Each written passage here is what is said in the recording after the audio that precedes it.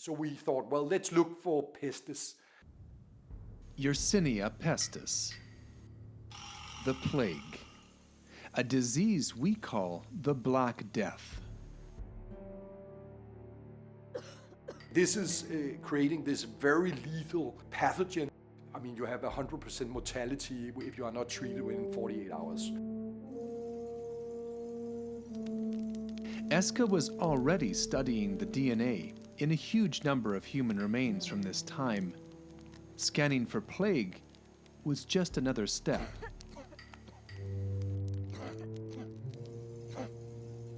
We start screening for possible plague, and bang, it just jumped out, right? I mean, so we saw fragments of it, and then we said, wow, I mean, could this really be true?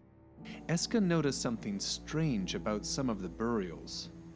At a time when the dead were buried alone, these were buried in groups.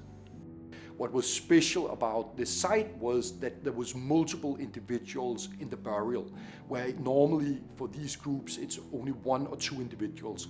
It's an unusual grave because something unusual happened to these people. We call it the Kitmanova grave, and it tells a tragic tale.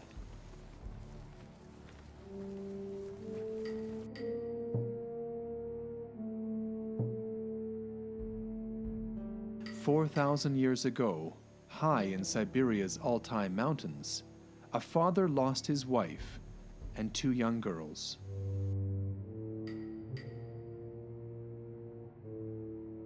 He buried them side by side. It was Eske who found plague in their bones. But what was crazy here was that this is basically evidence of pestis and plague epidemics 3,000 years before any written record. So it was an amazing result and very surprising.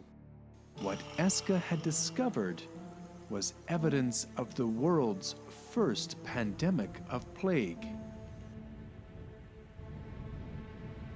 Every epidemic leaves behind immunity in the survivors. And those who lived now became like the Grim Reaper on horseback.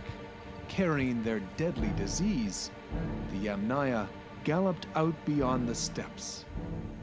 The plague epidemics we see at that time is very likely one of the major drivers of the Yamnaya expansion into both Europe and Central Asia. So I guess if you want to simplify it, you could say, well, the plague was responsible for us becoming who we are to a large extent in Northern Europe.